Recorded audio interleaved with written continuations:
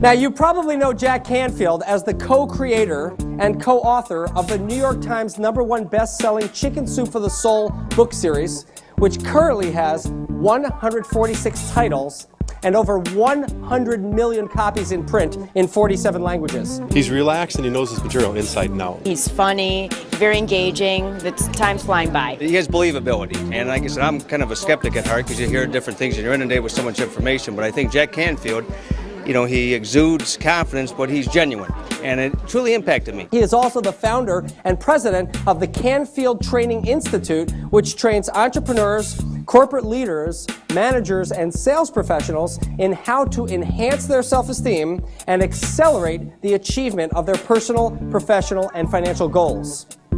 Jack has personally helped tens of thousands of people on 6 different continents become multimillionaires, best-selling authors, leading sales professionals, successful entrepreneurs, and world-class leaders, while at the same time creating balanced, fulfilling, and healthy lives. He's amazing. He's very motivational. It's very engaging, and it's almost like he's talking to us one-on-one rather than a group of people. He's very positive, very upbeat, and is very believable. An awesome program. Now, Jack was recently inducted into the National Speaker Association's Hall of Fame. He has appeared on over 1,000 radio and television shows, including Oprah, Montel, Larry King Live, The Today Show, and his own PBS special on the secret to living the law of attraction. Jack was one of the teachers featured in the hit movie and #1 best-selling book, The Secret. His publications also include The Success Principles, The Power of Focus, The Aladdin Factor. You just gravitate towards him. He tells it like it is, and it's a reality check. He's got one of the greatest speaking styles, even his writing, everything's very personal. Jack has been presenting these principles and strategies for more than 30 years to corporations, governments, and universities in over 30 countries. His clients have included Virgin Records, Sony Pictures, Federal Express, GE, Johnson & Johnson, Merrill Lynch, Campbell Soup, Remax, Sprint, the $1 Million Roundtable, the Young Presidents Organization, and many others. Please help me welcome Jack Canfield.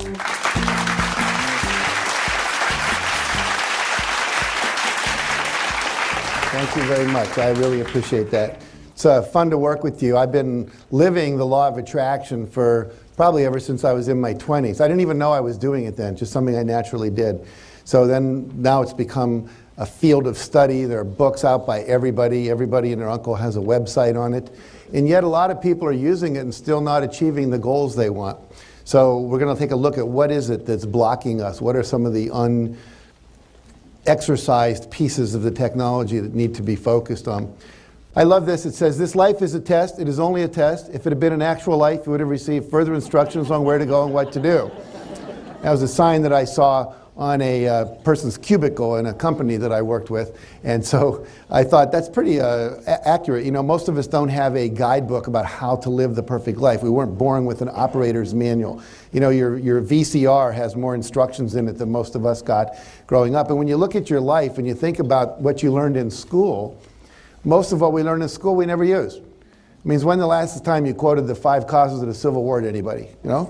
That never happened. And yet, only about 3% of kids going to school in America ever learn about setting goals, how to control their own mood states and emotional states, learning about universal principles and laws and relationships, communication skills, values, ethics, the things that really matter in our life. Now, what I did a book. I put a book together a couple years ago. It's called The Success Principles, How to Get From Where You Are to Where You Want to Be. It has 64 principles in it. And we're going to look at some of those tonight because they relate to law of attraction. I'm also going to draw upon the movie The Secret and the book The Secret, which I was featured in along with 23 other people.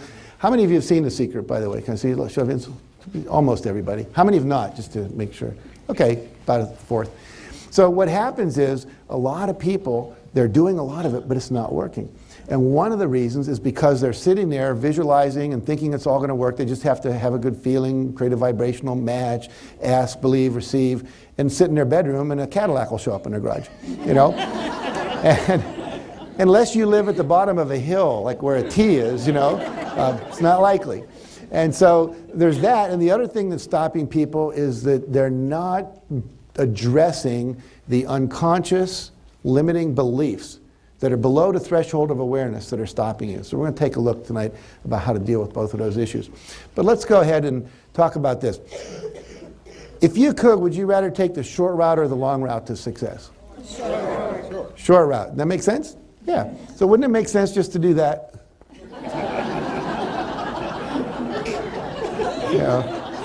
Turbo mouse. Just like go right for the cheese. Because too many of us, literally, we get lost in the maze. We're not clear. We get stuck. We just go down cul-de-sacs. We just want to be able to go straight to it. And what I've devoted my life to, literally the last 33 years, since I met W. Clement Stone, who was my mentor, who introduced me to the law of attraction, although at that time he called it the power of positive thinking and the power of positive expectancy.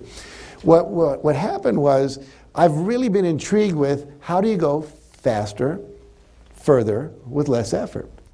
And what we're going to share tonight is the mental aspect of doing that. How can we go where we want to go further without expending as much effort? Now, that doesn't mean no action. Remember we said action? But action that you enjoy, action that's fun, action that goes like, wow, this is really cool. I get to do this, amazing.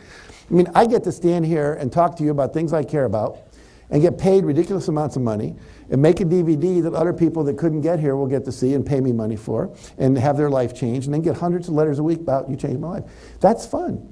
Okay? I do that for free. I do. Probably 20 times a year, 10, 20 times a year. I do them for nonprofit organizations. And if I was retired, which I don't ever plan to because I'm having too much fun, but if I were, I'm sure I'd go out and give free talks and write more books because when I'm not happy. I think it was Thomas Edison said, when your vocation becomes your vacation, you've reached the pinnacle in life. What you love, do you think Oprah's having fun? I mean, I've been on her show. She's having fun. She's having fun when she's making movies. She's having fun when she's doing her show. She's having fun building that school in Africa, doing all the things she does when she can give everyone in the audience a car. You don't think that's a trip? That's fun.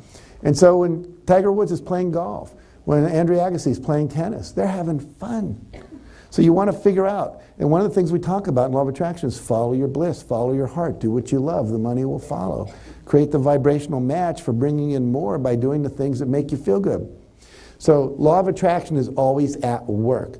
People say, well, it's not working in my life. I have the worst luck ever. Well, guess what? They're focusing on what? The worst luck ever. And what they get more of? More bad luck. Okay? So whatever you think about, focus on, you're going to get more of. And the reality is most people spend their entire life talking about reality. And what you have to do if you're going to become successful with the law of attraction is talk about your vision, talk about what you want, talk about how you're expecting it to happen. My main mentor was a guy named W. Clement Stone. He was an inverse paranoid. He literally thought the world was plotting to do him good all the time. And he talked about it. I mean, literally, I remember when he was talking to this guy whose house had just fallen in the ocean in California. They do that on the edge of the ocean sometimes, And the guy said, well, what good's going to come from this? And Stone actually helped him figure out what the good was. And I had a client recently, their car broke down on the side of the road, and they're going, well, how could this be good? Person that pulled over to help him, they end up marrying him. Okay, so you never know. So everything that you think about that's bad could be something that has a really good. W. Clement Stone always said every negative event, and that's just made up, we decide it's negative, has within it the seed of an equal or greater benefit. Many of you have gotten illnesses, and as a result of that, changed your life, became more conscious, changed your diet, met really cool people, got out of your negativity. Some of you had a divorce, and you thought it was the end of the world, only to find a year later you were happier. You had to develop internal strength and become more self-sufficient, and maybe you met someone that was even more fulfilling than the person you lost.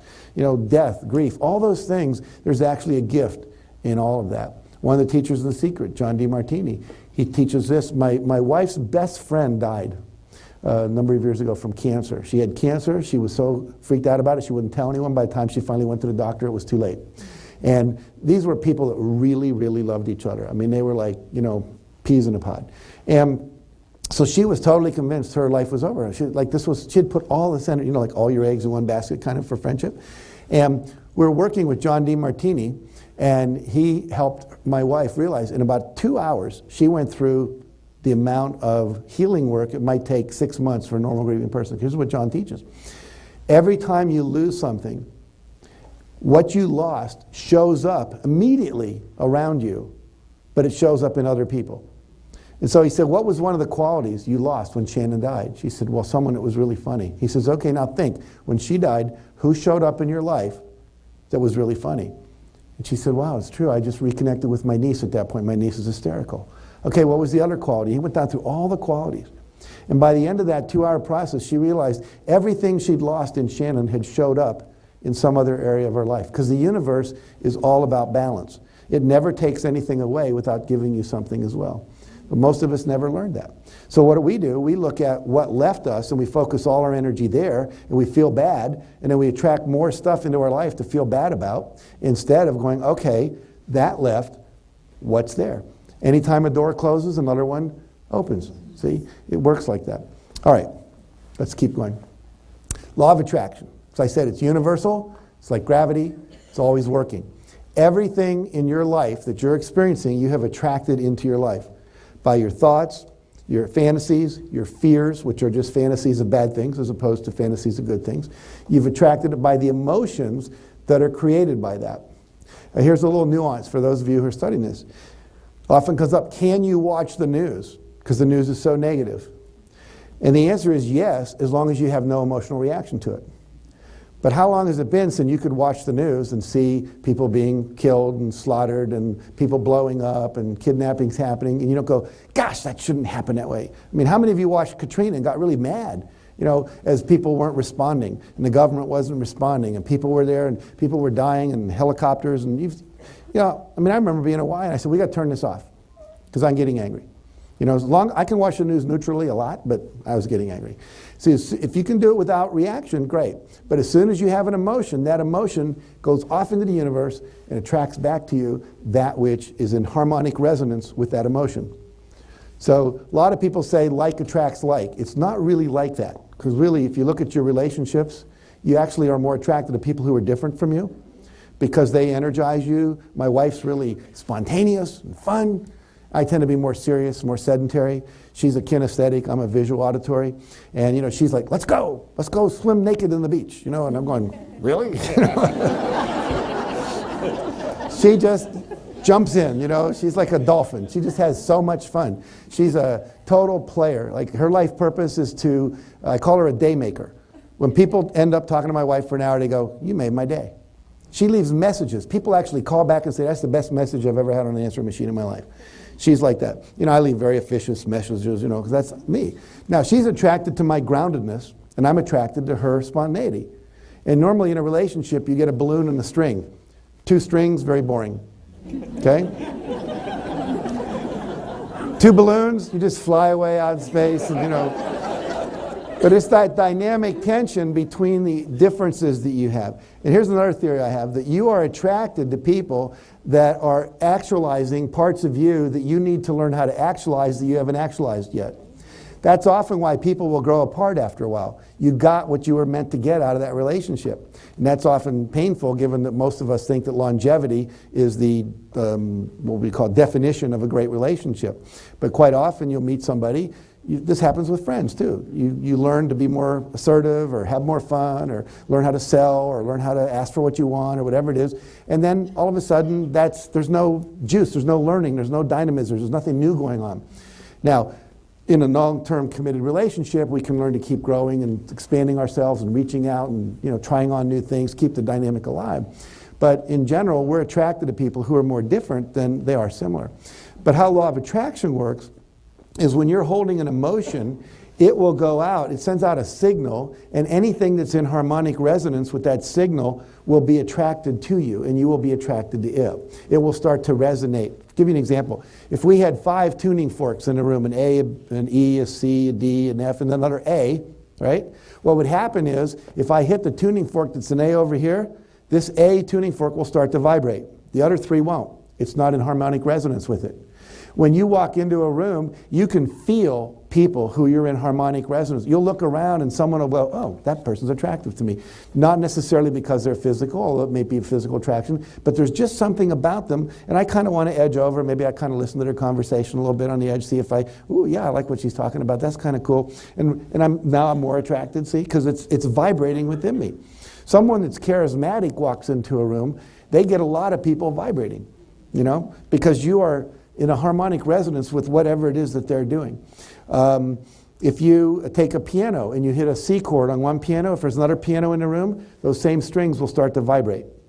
It's called harmonic resonance, and the same thing works with law of attraction.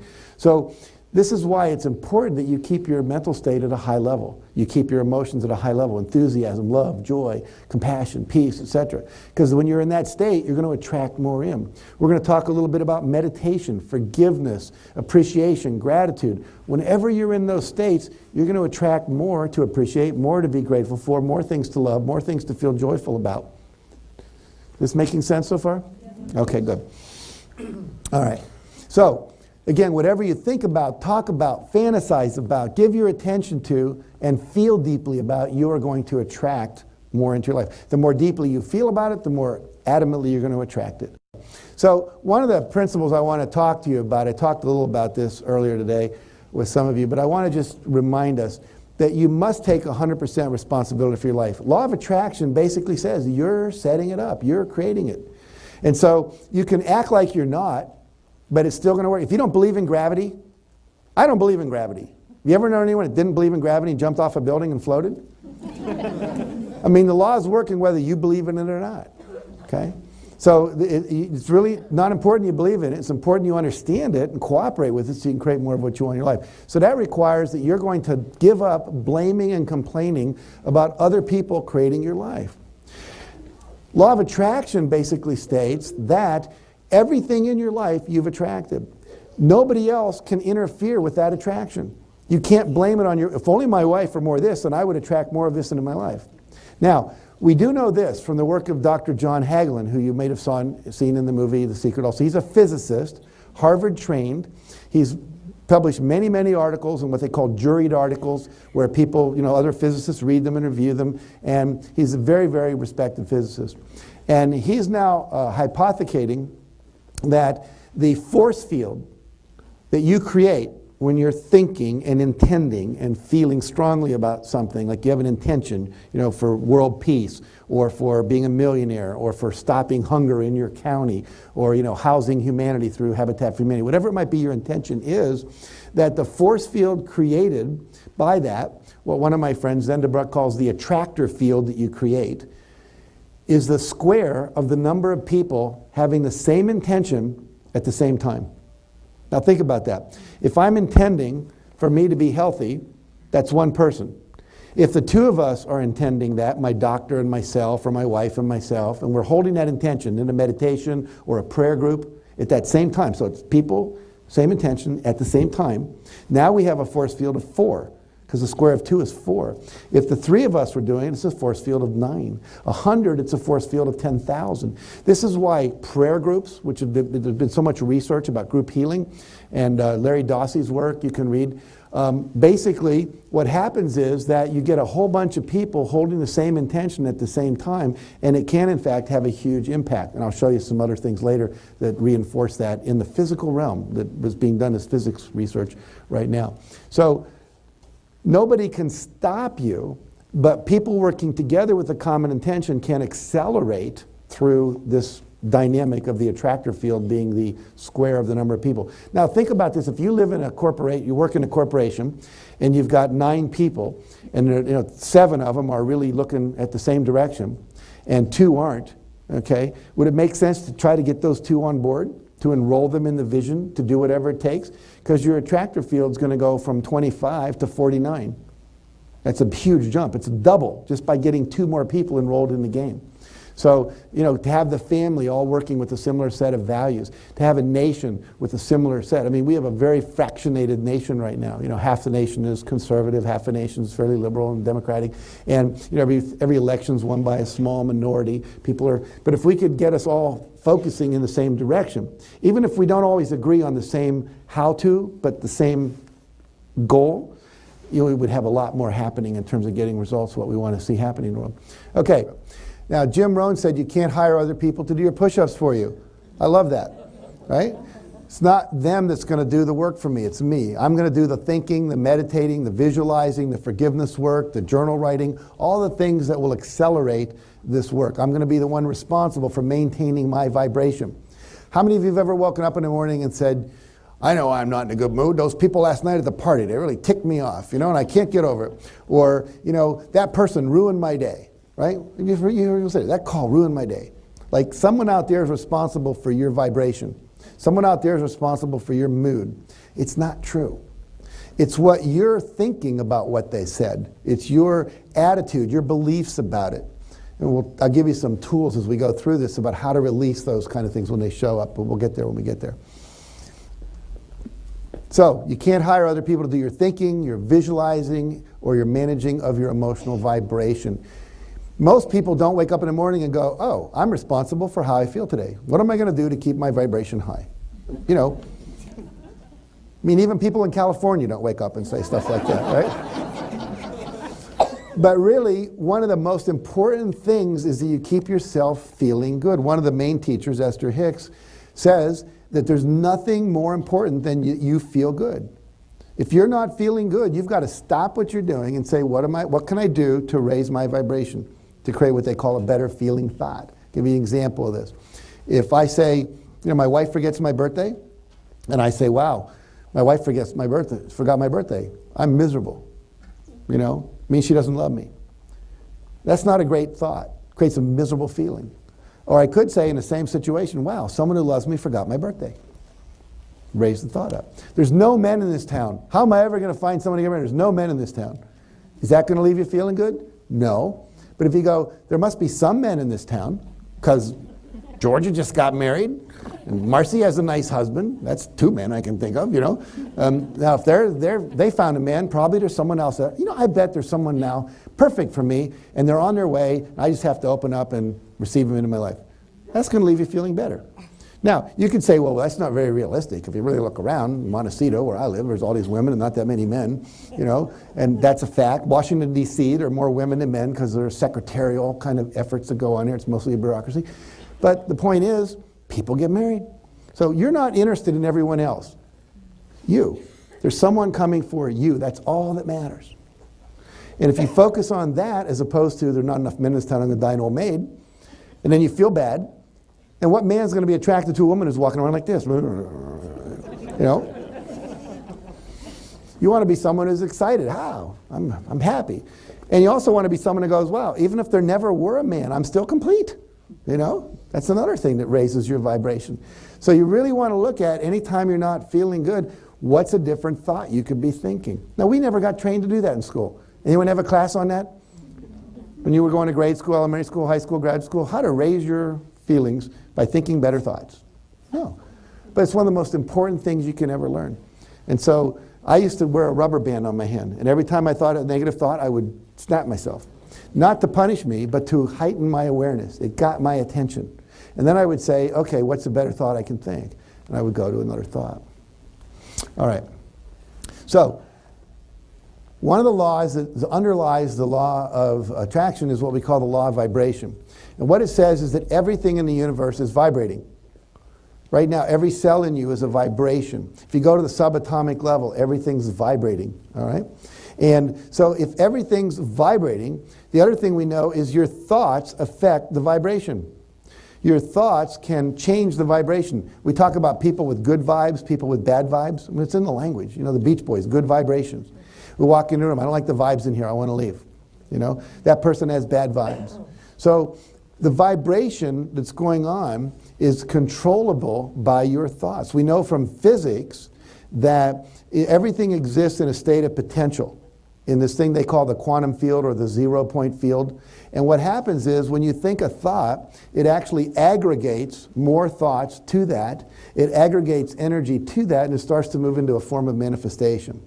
And so we are responsible, again, for focusing on the vibrations that are going to attract to us what we want. So you always focus on what you want, not the obstacles. Because the more I focus on the obstacle. How many times have you had this experience? You're driving on a bicycle and you see a rock in the road. If you keep looking at that rock, what are you going to do? You're going to hit it. What my dad taught me, look at the space between the rock and the next object. Because wherever your attention goes, your energy flows. You notice you're driving down the road in your car and you see a cow over there looking really interesting, and all of a sudden you're driving off the side of the road, right? So we know in our physical reality that works. So it also works on the more esoteric metaphysical level. Okay. So your body is an energy in high speed of vibration fed by thoughts and directives from your brain. Now I'm going to do a little activity with you here. I want you to look at the bottom of your hand, and I want you to see there's going to be a little line across the bottom where the wrist is. You all got that? Okay. So I want you to overlap that line on this hand, put it exactly over the other line so they're 100% lined up, and then just extend your hands like this into a prayer position. Everyone got that? Now if you look at your hands, you're going to see that one hand is just a little shorter than the other, one's a little longer than the other. Most of you see that? Okay. If that's true, take the shorter hand and put it in front of your face. If it's not true, take either hand and put it in front of your face. It's irrelevant. Okay? Now, we're going to look at this hand, and we're going to say 8 times in unison, all out loud together, grow longer. We're going to give the intention to the hand to grow longer. Okay? So we're going to do it on the count of 3. Here we go. 1, 2, 3. Grow longer. Grow longer. Grow longer. Grow longer. Grow longer. Grow longer. Grow longer. Grow longer. One more time. Grow longer. All right, now line them up again perfectly, just the way you did last time. And notice what happened.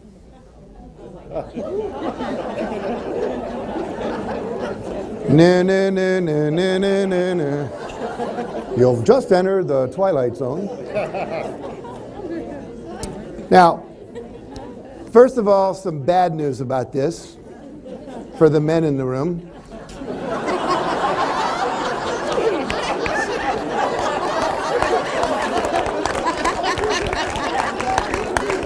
So far, the research has only shown that this happens with the hands, okay? So anyway, don't waste your time. But what we did, we just had an intention, a mental thought intention, and it created a physical response in your body. Just a very small example of how powerful pure intention is. And there wasn't a lot of resistance in the room with that. It was just called, well, what the heck, do it, see what happens. And boom, okay? Now, look at your hand again, same hand. And we're going to say 6 times, because that's all it takes for this, back to normal. Okay? Here we go. 1, 2, 3. Back to normal. Back to normal. Back to normal. Back to normal. Back to normal. Back to normal. Stop. Line them up again.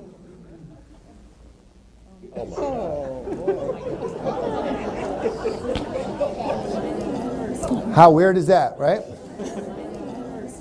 I actually have a teacher of mine by the name of Chunyi Lin. He's a Qigong master from China. One of these guys who spent like 6 years meditating in a cave type guys. He now works in conjunction with the Mayo Clinic over there, and he teaches people energy healing. And he can literally come out, I don't have the power yet, but he can come out and he can literally have you put your hands up like this. He'll have you do this, and then he'll just have you put your short hand up, and he'll just go like this with his hands. And from the power of his intention, you go back and your other hand is now longer. That's what's possible. Most of us are never going to go sit in a cave for 6 years to be able to do that. Not all that useful a skill. You know, hey, you want to see something cool? You know. But qi being the Chinese word for energy, you know, Tai Chi, you see all those people doing those slow movement stuff. He's learned how to control the flow of energy with his mind at such a high level that he can manifest all kinds of things, including healing cancers with people and so on and so forth. Very, very powerful. And he can teach you how to do your own. You may remember in the movie The Secret, the woman who talked about getting rid of breast cancer, the guy who walked out of the hospital after they said he'd never walk again. This grow longer thing is the exact same thing we're doing. They just do it for longer with a bigger intention for a bigger part of the body called I'm going to walk again, or I'm going to heal my cancer, or get rid of leukemia. So we know that this stuff works. You just have to take the time to do it. All right. So every thought you think is sending out a vibration. Every thought. Think of it this way. You have a telephone, right? A wireless telephone, cell phone. And there's no wires. How does the information of your voice, your cadence, your tone, your words, your thoughts travel through space and download to someone in Singapore? It's all through energy called a wave. It has amplitude, which is how high does it go. It has frequency, which is how often does it go up and down. That's basically it, okay? And so that wave is encoded with information. And every time you think a thought, there is a wave that goes out that's encoded with that information that has an impact on the ethers, they would call it in physics, on the cosmic force field, the zero-point field, the quantum field, what we call God, source, infinite intelligence, you know, all those names we have for that same thing depending on our culture and our religious background. And we can send this information through what a friend of mine calls the internet. We all know about the internet, right? We've used the internet. You go on Google and Yahoo and so forth. But the internet says, I can send a thought. We now know from research with astronauts a minimum of 250,000 miles. How do we know that? We send astronauts up on the moon, or lunar orbiting up there, and they're asked to open up envelopes at a predetermined time. They can shuffle them, pick a number, envelope 7. They open it up. There's a form in there, like a square, a circle, a triangle, a pentagon, whatever it is. And then they focus on that and think about it for a minute. And they put it back in, record what it was, and they go about their business. They're doing lots of experiments all day long up there. Meanwhile, at that same time, there are students gathered at Duke University in what they call the Parapsychology Center, and they close their eyes and they try to pick up what it is the astronaut's thinking about. And they have an uncannily high, connection. So we know that thought can travel a minimum of 250,000 miles. Now, thought, we know from Deepak Chopra's writings, he's studied this quantum physics, actually is what they call non-locality. It's here and then it's there. It didn't even travel in between. How does that happen? It's somehow through this quantum field, it just disappears here and shows up there. And we see that with particles and so forth. So we know that your thoughts have that ability to just be here and be there. And we also know that if you have, I believe you're her daughter, is that correct? Okay. So you have a relationship that's bonded and important. Some of you are sitting next to your spouse and so forth. Anytime you've had an interaction with somebody, you've created a resonant relationship, such that if she were over in Europe and had an automobile accident, you might wake up at that exact moment in the middle of the night and go, something happened to my daughter. How would you know? They didn't send a telegram, but we see that happening all the time. There was a study done with baby rabbits. This is a terrible study, but they did it in Moscow, Leningrad. They took baby rabbits, put them in a submarine, and took them down around Australia. They're way under the water, where they can't even get radio communication. And at random intervals, decided by a computer, they actually kill these baby rabbits. So that's why I said it's a terrible experiment. Now, the mother rabbit's back in the laboratory in Leningrad, and every time one of those baby rabbits is killed, all of her EEG, EKG, galvanic skin response, heart rate, respiration rates go crazy. So we know that, we don't know if she's conscious of it or unconscious of it, but we know she has picked up something's wrong. Something happened. That signal went through the cosmos and got there, okay? And I'll show you some other things later that are even equally interesting with all that. But it's sending out a vibration, and it seems to be, it travels faster than light, or just boom, it's there, and we know it goes at least 250,000 miles, which means any thought you're thinking on Earth, you're sending out what I call a mass email, spam, to the entire planet, okay? And so like I say, gee, I'd like to create a movie about how to end welfare in California. And all of a sudden, 3 weeks later, I'm on an airplane and someone says, hi, and I say, what do you do? She said, I run the welfare department for California. In a way, she's saying, I got your email. Okay? So people are responding, but it's not like they just pick up the phone and say, hi, I got your email. They show up as an opportunity. And a lot of us miss the opportunity.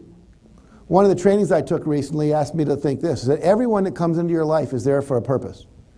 And ask yourself, what's the opportunity that this person is? What need are they bringing into my life that they could possibly fulfill? Now I see everyone as a potential gift to me rather than as someone who's bugging me, interrupting me, etc. What's the opportunity that this is? Even when I have an event that seems like it's off purpose. I'm running through the airport and my briefcase opens and everything fills on the floor. I say, oh, what fun. It's another thing I learned from juggling. When you drop the ball, you don't go, oh, damn. You go, oh, what fun. It changes your attitude. And then I say, what's the opportunity that this is? I may have missed my flight, and then on the next flight, I'm sitting next to someone who could change my life. You get the idea? It's all orchestrated in your behalf. It's a beneficent universe that will deliver to you what you order, but you got to take responsibility for what you're ordering, because you're sending out these cosmic work orders to the universe every time you have a thought. Which means you should get very clear about what? What you're thinking. And become a deliberate creator rather than a reactionary thinker. Most of your thoughts are in reaction to what's happening outside of you instead of instead of deliberately creating that which is that you want to create. I was just in New York the other day with John Assaraf, who's in the movie The Secret. And we were doing a workshop for RE/MAX, which he was a member of, as you remember. And we were co-leading this. And one of the things he said I thought was really interesting. He said, you know, the things that's stopping us are our beliefs. So the question is, a lot of us are going, well, what's my negative belief that's stopping me? He said, it's irrelevant. Don't even think about it. Don't worry about it. Just ask yourself the following question. I thought this was really interesting. He said, think about, we were asking everyone there to double their income in 1 year. We're saying, oh, if you could do that, would that be good? Now, yeah. And we're in a down market with the credit crunch and, you know, all that stuff that's going on because of the subprime loan problem. And there's still people, there's one guy in the room had increased his sales 500% in the last 6 months. Now, so we said, what belief do you think he has to have that might be different than your belief? What beliefs does he have about the market? What beliefs does he have about his ability to produce results no matter what's going on in the market? What beliefs does he have about his ability to sell? What beliefs does he have about his ability to fulfill people's needs, which is all you're ever doing when you're selling if you're ethical? And we went on. And so think about, what belief would I have to pull that off?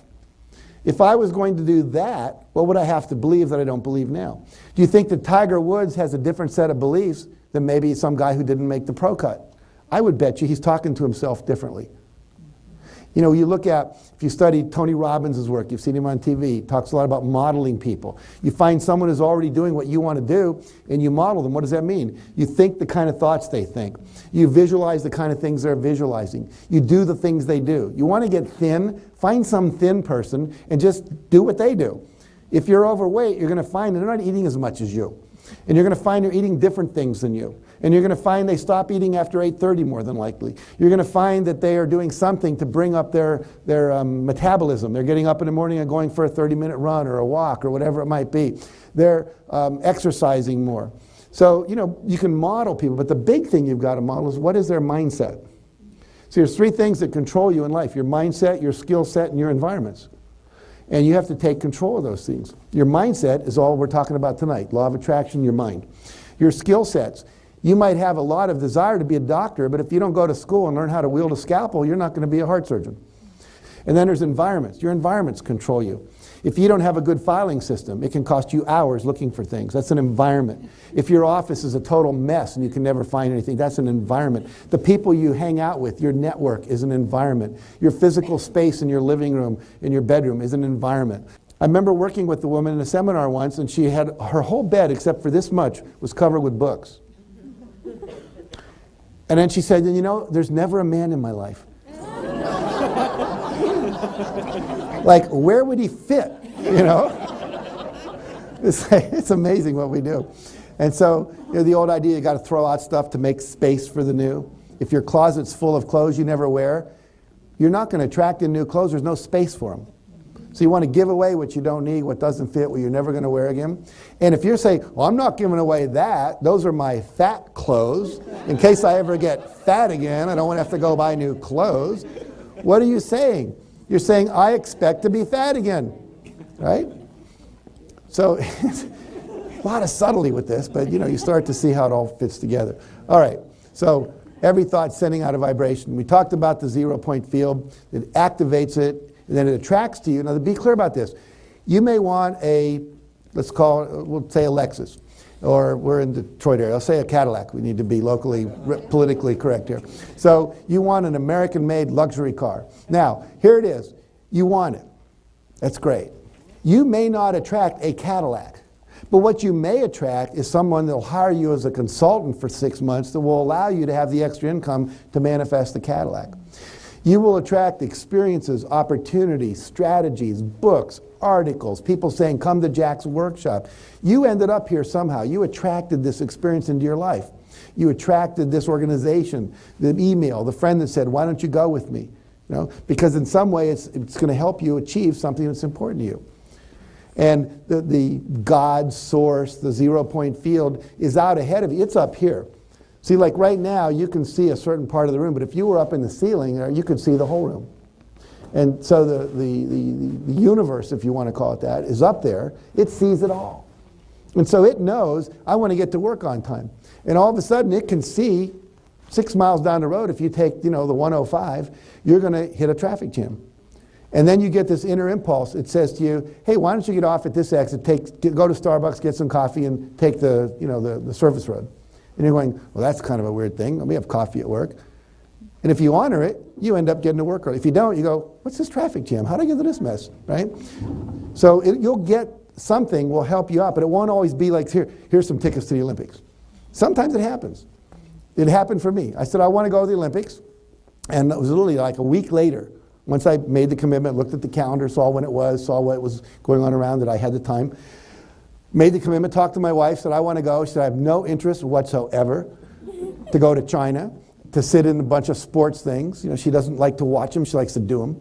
And so I said, fine, I'll take my son. That's great, you guys need to bond. Okay, call my son, he's the one to go.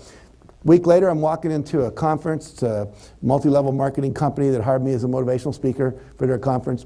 And I'm literally walking over to the table where they give you the microphone, and the guy walks up to me and says, he's Chinese looking. He walks up to me and goes, hi, are you Jack Kemfield? I said, yeah. He said, have you ever spoken in China? I said, I've spoken in Hong Kong, but not the mainland. He said, would you like to? I said, absolutely. He said, I can arrange that. Then I said, what I really want to do is get some tickets to the Olympics for my son and I. He said, oh, that's no problem. My brother works for the government. I can get that for you. No. So sometimes it will happen like that, okay? But sometimes it takes a little longer.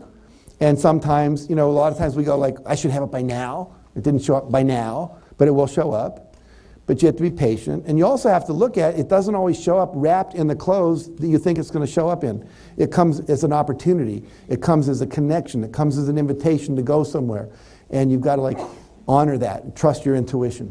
All right. There's 3 parts to this. We're going to go through these 3 parts. First one says ask. You have to decide what you want. Second says believe, expect it, and take action. See, taking action is an expression of belief. If I said I'm going to do a seminar tonight at 10 o'clock after this is over on how to levitate out of your chair. Take 1 minute, cost you $1,000, but I can teach you how to do that. Most of you would not sign up. You go, I've never seen anyone levitate. If that guy could do it, he would have been on Larry King by now. You know, something like that. And certainly for $1,000, I don't want to risk it. You go, honey, see if it works, you know, kind of thing. You're not going to take action if you don't believe the action has some potential value. So every time you take an action, you know, the Bible talks about acts of faith. You have faith, so you act. You act without being able to see. And so the faith part, the belief part of this has to do with action. Action falls into that segment. And then finally, you have to receive. In other words, you could order something from a store, Amazon.com, let's say, and you have to have what? A post box or an address where they give it to you. If you order a couch and you say, leave it in my mailbox, they go, your mailbox is not big enough. And so that's the metaphor here. If you order something from the universe, but your space, your emotional space, your sense of abundance, your vibrational, we call it the vibrational match. You have to match vibrationally that which you're attracting in your life. If it's not big enough, they can't deliver it. So if I want more abundance, I have to be acting how? Abundantly. If I want more love, I need to be giving love. If I want more joy, I need to be in a joyful state. If I want more friends, I need to be a friend. Okay, so we're going to break this down and look at each of these 3 areas here. So we talked about the power of your mind. We did the Grow Longer exercise. I want to do another thing with you. This is really very powerful. So we've talked about thoughts being what we call subverbalized thoughts. You're talking to yourself. There's another kind of thought. It's called a picture, a visual, an image. And we think in pictures. We have dreams at night. You know, we're sitting there daydreaming, and all of a sudden we see things flashing in our field of consciousness. So I want to show you how those affect you and show you how you can control that to actually produce greater success in your life. Remember, more success, faster, further, less effort. So I'd like everybody to stand up and put your things on the chair or to the side so you're not holding anything. I want your hands to be free.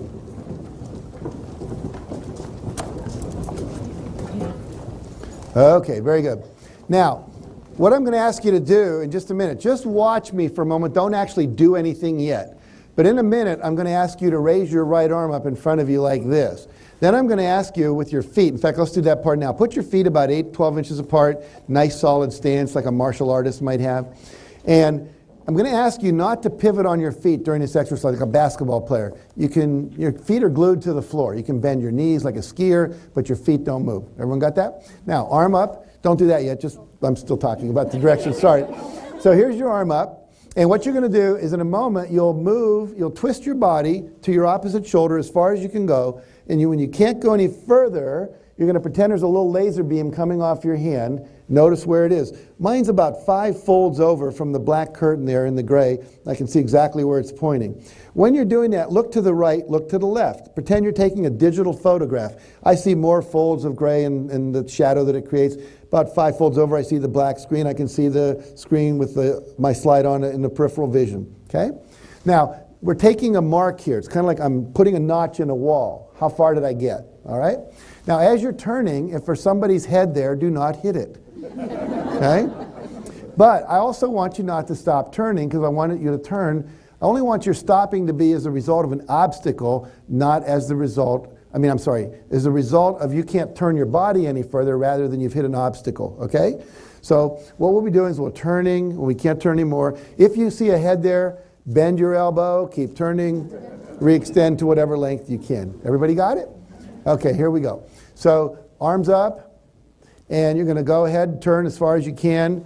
When you can't turn any further, notice where your hand is pointing. Take a little digital photograph, lock it in, little laser beam off there. And then when you're ready, come on back to the middle. Take as long as you need. Now, if you have a little stitch in your side there, it means more stretching is part of your life, okay? All right, now if you will, just close your eyes for a second.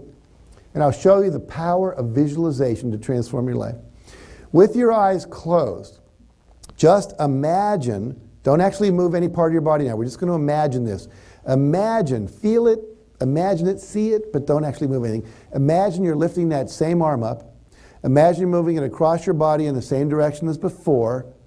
But this time, when you get to the spot you stopped, you're magically able to go another foot to 2 feet further. There's no effort, there's no strain, there's no pain. You're just able to go further. Create an image in your mind of the new picture of where your hand would be pointing, using what you remember from your little digital photograph that you took in your mind. Where would your hand be pointing now? Make a real clear picture of it in your head as best you can. Make it vivid, color, see all the details. Some of you will actually see it, some of you will be more thinking it, that's just as fine.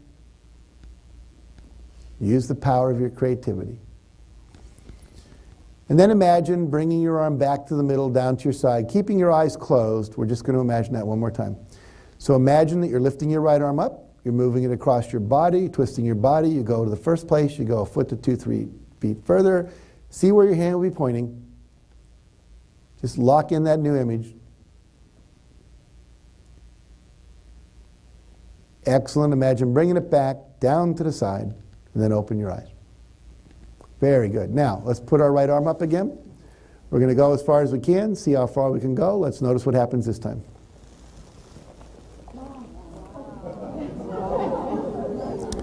And then come on back.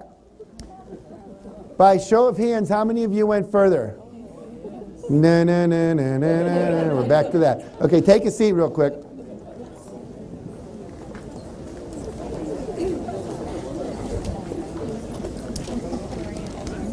So what we see is that when we hold an image, our brain will, in fact, try to make that image happen. Aristotle, 2,000 years ago, said the brain is a teleological mechanism, or the mind is a teleological mechanism. What is that word? It's a fancy Greek word for goal-seeking. So as soon as you set the goal, the brain tries to figure out how to do it. Now, some of you just went further. Some of you got to where you were before and you bent your elbow like that. You went further. It doesn't matter how you did it, you did it. You couldn't not settle for it at some level. You wanted to have it happen. The brain says, let's make the image real. Your brain always wants to do that. It'll do the same thing with negative stuff. Oh, if we go to that party, nobody's going to talk to us. It's going to be miserable. We're going to want to leave early. And sure enough, you get there and you go, told you, you know. So what you want to do is, and we'll talk a little more about this later, but every day spend a few minutes visualizing your goals as already complete. Visualize the things you say you want as already complete, as already real for you. Feel the feelings you'd feel. If you don't know what it feels like to drive a new Mercedes-Benz and that's one of your goals, how are you going to feel the feeling? Go down to the Mercedes-Benz dealership. Ask for a test drive. They're not going to ask to see your Platinum American Express card, I promise you. They'll simply take you out. Now you come back and you go, that was cool. I have a son who has a very old Volkswagen bus. He's 16. And it's a good thing we got him that. He's had a few little minor fender benders. But he needed to borrow my car for 2 days while I was gone on this trip. And I called him and I said, how's it going? How do you like driving my car? I love this car. You know, I don't know if I can drive my van again, you know. See, he has a new sense of what he wants that didn't exist before because he'd never driven this car. It's much easier to drive than the old Volkswagen bus. It's got to be like 15, 20 years old. So once you have that feeling, you know what it is. Now, when I visualize driving the car, I can recall that feeling and bring it back. The other thing I recommend you do when you go down there, take your camera, roll down the window, stick your head out, give the camera to the guy that's the dealer and say, take my picture. I'm going to be back to buy this car. And then take that picture and blow it up. Make it on your screensaver, put it on your refrigerator, stick it in your cubicle at work or on your dashboard of your car, whatever it is. You want to be constantly bringing that picture into your consciousness, constantly re-energizing that feeling. So it's going to be more accelerated, pulling it into your life. Okay? Now I want to do one last thing and then we'll take a little break here. I want to show you what happens when you have a conflicting image from a goal and it's unconscious. But I need about 4 people to come down here. So you can come, and gentleman at the end, lady right here, that's 2, and lady in the red hair, that'd be great. And if you would just stand right here, stand to the, just come on over a little more. Okay, perfect. Now, have you all seen a seagull, at least in a movie? You know what a seagull looks like when it flies? Okay? And what word could we use to characterize a seagull when it's flight? What would be some words? Graceful, elegant, what else? Carefree, free, smooth, effortless. Okay? Now, have you all seen a jackhammer? Guy with a jackhammer? What words could we use to characterize that movement? Rough, pounding, rigid, vigorous, staccato. Okay, good. So what I'm going to ask you to do, you guys are going to be my seagulls, and you're going to be my jackhammers, okay? So, here we go. What I want you to do is my jackhammer group, I want you to close your eyes right now, if you would. And I want you to imagine a picture of someone jackhammering out on the street. We've all seen it, at least in the movies. They're out there pounding the surface. They usually have a little bit of a beer belly, but you're going up and down right with it, right? You know? Okay? So you got that picture going? And what I want you to do in a moment, I want you to keep that image of the jackhammer going, and I want you to move like a jackhammer for about 10 seconds. I'll tell you when to stop. But you're going to move in a rapid, staccato, rigid movement, and keep holding that image of the jackhammer in your mind. Can you do that? Okay, good. So on the count of 3, I want you to move like a jackhammer. I'll tell you when to stop. 1, 2, 3, go. Okay, great. Stop. Perfect. You did great. Now, my seagulls, what I'm going to suggest to you, sir, is if you just step up a foot, because seagulls have big wingspans and you don't want to bump into the other seagull there. And I want you to close your eyes, if the 2 of you would, and I want you to imagine a seagull. You've got a seagull out there in the sky, it's floating, it's up on a thermal, it hardly has to move its wings just a little bit, and it's graceful and so forth. Keep holding that image of the seagull in your mind, and when I say go, just move and I'll tell you when to stop, about 10 seconds, like a seagull. Think graceful and elegant. 1, 2, 3, go.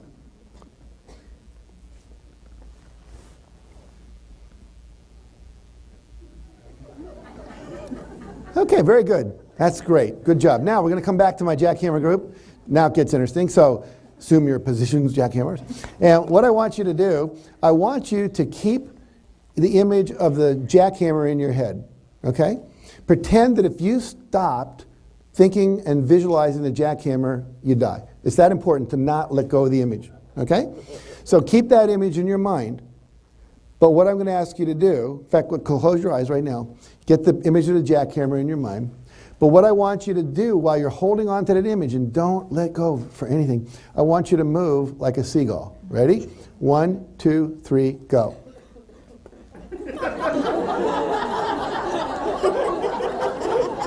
Okay, stop. Good job. Excellent. You can open your eyes. Okay? You can see what's coming here. Okay. going to be a choppy flight. So, what I want you guys to do is hold the image of the seagull. Do not let go of that image. Your life depends on it. The life of your loved ones depend on it. And at the same time, move like a jackhammer. Are you ready? 1, 2, 3, go.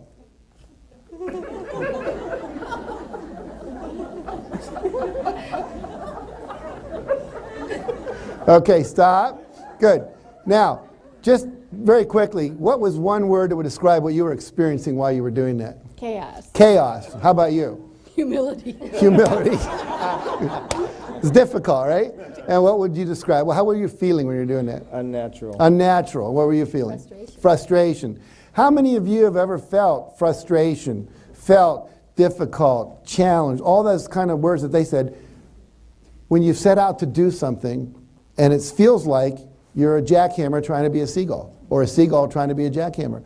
When you have not created the image of what it would look like when you get there and really put that fully into your mind, the old image of who you were or how you were succeeding is in the way of your behavior, and you end up looking like this instead of whatever it is you're trying to do. Does that make sense? Okay. Say it again, she said. You want to have the image of what you're moving toward, your goal, your vision, what you want to manifest in your mind clearly. That's why you close your eyes every day as a discipline and visualize what it would look like, how you'd feel, what you would hear. So that becomes the normal operating picture in your head. Now, it takes about 30 to 40 days of uninterrupted, can't skip a day, and I'll talk about this after we take a break, but you want to have uninterrupted time frame of 30 to 40 days, and then what happens, your brain actually rewires itself, if we can use like an electrical metaphor. It actually creates new neural pathways in the brain. And so, if you don't do that, you can use willpower.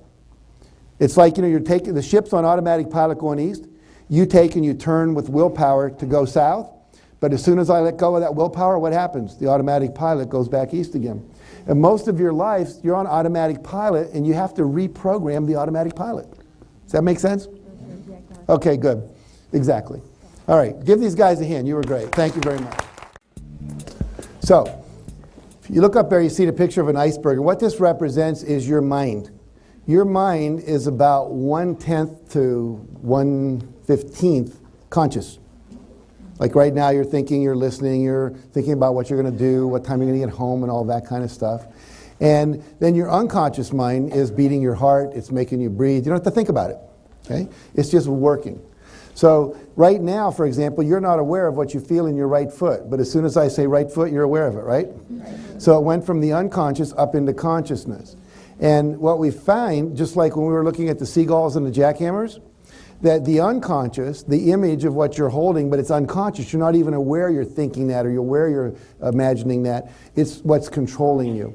And so it's the bigger engine. If we had the upper part representing 15 horses and a lower part representing 85 horses, and they were pulling against each other, which one's going to win? The 85 horses are going to drag the 15. That's why it's so critical that you begin to work on managing your unconscious through affirmations, through belief work, through meditation, through imagery work, through repetition, through the reading you do, the books you read, the television shows you watch. Those are all affecting your unconscious mind. So we'll delve into that just a little bit here. So just to circle back on some of what we do, we want to eliminate the word I can't from our vocabulary, right? And I want to tell you a quick story. You've all met Tony Robbins, probably on TV and books, infomercials and so forth. And he really illustrates this better than anyone I know. He was in New York, and this is a story we put in our first Chicken Soup for the Soul book. He asked his staff to go get a van, and they were going to take the van, and they were going to go up to Harlem. They were going to buy 35 baskets of food, and they were going to give it to the homeless people. So he goes to do some radio and TV interviews. He comes back. He says to his staff, "Where's the van?" And they said, "We couldn't get one." Wait, my staff, Tony Robbins, what I teach, unlimited power. You couldn't find a van in New York City, 12 million people? Tony, we called Avis, we called Hertz, we called National, we called Budget, we called Rent-A-Wreck, we called Ugly Duck, we called them all. Nobody had a van. How's that possible? Tony, it's Thanksgiving weekend. Everyone rented the vans to go up to the Poconos, take their family, camping, whatever. No van. He says, "Come here, guys." Takes them over to the edge of the window in the hotel room there and up on the 5th floor. They look down. He says, "What do you see on the streets down there?" They were into avoiding. They went trucks, buses, cars, motorcycles, motorbikes, bicycle messengers, whatever. Eventually they had to say, vans. So he says, let's go get one. He says, Tony, people own those vans. They're not going to give us one. How are we possibly going to get one? He says, we're going to get one. So how do you do it? You ask. So they go down. First van that comes by, Tony jumps out. Now, I don't know how tall Tony is, but he's big, like 8 feet, it seems to me. If you've seen the movie Shallow Hal. And the first van that comes by, Tony goes like this. And he said, I learned something about New Yorkers that day. He said, they don't stop, they speed up. He said, that strategy was not going to work. So he said, we had to get a better one. So they went down to where the traffic light was, and then they knew they would have to stop there, and they would knock on the window. Window would go down. They'd say, hi, my name's Tony Robbins. You may have seen me on TV. We need to get a van so we can buy some food, take it to the homeless in Harlem. And as soon as people would hear Harlem, they'd get a little uncomfortable. I don't know if it's safe up there. Do I want my van to go up there? And they'd say, no, I don't think I'm going to do it. This went on for half an hour. No van. Finally, his staff said, Tony, let's give it up, man. Let's go have dinner. It's late at night, you know. And he said, no, we're going to do this. It's a numbers game. So half hour more goes by. Finally, Tony knocks on a window. Window goes down. Driver says, jump in. Jumps in. As he's getting in, the driver reaches over to put a hat on his head so Tony won't sit on it. And it says Salvation Army. It was Captain John Rondon, the captain of the Salvation Army of all of New York City. He said, I'll take you a place better than Harlem. It's called the South Bronx. It's even worse there. People are living in burned out buildings or squatters. So they went, they bought the food, they took it there, and he said 35 lives were uplifted. They gave him about food for a week. And he said, more than that, I taught my staff, there's always a van in New York City. There's always a van in New York City. The metaphor being there's always what you want if you what? Now, if you ask, and several other principles. So let's look at what those are. So one of the principles that's in there from Law of Attraction is Tony had what? Clear intention. He knew what he wanted. He was very specific. 35, it's going to be baskets of food. We're going to take them up to Harlem, give them to the homeless, and it turned out to be the South Bronx. It was still the homeless. That was fine. Number 2, he had a positive expectation. He fully expected he was going to get the result. Fully expected it. Never a doubt in his mind. When I interviewed Pete Rose, the baseball player, I said, when you go up to bat, I said, how many times do you expect to get a hit? He said, every single time. Why would I go up to bat if I didn't? I said, but you only bat about 300. That's 3 out of 10, 1 out of 3. He said, doesn't matter. I don't belong up there if I don't expect to get a hit. You need to expect to get whatever it is you want. If you don't, you have doubt. Now, as soon as doubt comes in, how many of you have seen these earphones? They have these Bose noise reduction earphones. Now other people, Panasonic, are coming out with them. How do they work? They have a wave coming in called the sound that you don't want to hear, like the airplane noise or the kid crying next to you or whatever. And then it takes that sound and creates a reverse wave. So the wave's going like this, the other wave's going like that. The two waves collapse each other, you get a flat line. Does that make sense? That's how it works, noise reduction. Now, when you have a doubt, here's this thing. I want the car, but I can't afford it. I'd like to go to that school, but I probably won't get in. I'd like to ask her out, but she'll probably say no. As soon as you do that, it's like you take and you create the opposite wave and you collapse it down. You don't want to be doing that. Okay? So that's why the positive expectation is so clear. Let's say you call up Domino's Pizza. And you say, I'd like to order a pepperoni pizza with peppers and onions and cheese. And they go, great. Take your name, your address, you're waiting. You call them up 5 minutes later. Hi, this is Jack again. Just want to make sure you're working on my pizza. Yeah, Mr. Kенfild, we have it. Oh, just wanted to check. Wasn't sure. Bye. 5 minutes later. Hi, it's Kенfild again. How's my... You're sure you're going to deliver it? You're not kidding me now. This is for real. I don't want to be waiting for this and not get it, you know. Now, if you did that for about 6 times in a row, what would finally happen? They'd have your name on a caller ID, and they would go, don't take Kенfield's order. He is a weirdo, right? See? So you fully expect the pizza to come. And so you just release it, and it comes. The same thing here. You release it to the universe, to God, to source, to whatever you want to call it, and it comes. But as soon as you get doubt, it's like you're canceling the order. You know, you're saying, oh, never mind. So you don't want to do that. So positive expectation. Number 2, take action. Tony took action. He didn't wait around. He said, let's go do it. And he took massive action. He took consistent, persistent action. He wasn't going to give up until what? He got the result. How many people give up too soon? Don't do that. Number 4 is the law of attraction came into play. Who did he attract? Probably the most perfect person in all of New York. Now, there could have been other perfect people, you know, ministers and priests who work with the homeless and so forth. But this was a perfect person that he attracted. Now, it took 30 minutes longer than his staff thought it should, but who could have been better? Knew where to go, knew how to get there, Perfect. So again, 4 basic principles: clear intention, positive expectation, take action, persevere, and law of attraction kicks in. All right. Now here's a little piece of research that shows how powerful your thoughts are. Some of you may have seen this work. It's Dr. Masaru Emoto. He's a Japanese businessman and a scientist, and he teaches at a university. And he wrote a book called The Hidden Messages in Water. Wrote a second book called The Secret Life of Water. And what he discovered through some experiments he did is that your thoughts affect the molecular structure of water. Your thoughts have an impact. Water has memory, it turns out. Water can remember stuff in its molecular form. How does that work? He takes a bottle of water like you have sitting in your, can I have that? I'll just put a little visual in here. So he takes a bottle of water like this bottle here. He holds it up in front of the class, and he puts it down. He says, okay, I want you all to send loving energy to this water. Then he said, takes another bottle of water, and I put this one away, and they get it out of the room. And they say, now I want you to send negative energy to the water, okay? And then they take the water, they put it in a petri dish, and they freeze it to 20 degrees below zero. Once it's frozen, they bring it out, and they put it under a microscope, and then as the water starts to melt, it forms a crystal. And we'll see that different kinds of energy create different kinds of results. Let's look. When you send love and gratitude to the water, you get something really beautiful like this. Looks like a classic snowflake formation. When you send something like, you fool, I hate you, like we did to Chris here, look at the difference between that and that. That's radical, okay? And they've done hundreds and hundreds of these experiments. Here's a really cool thing they did. They said they took 10,000 Japanese, remember we talked about the force field being a square of the number of people? So now we're up into the millions.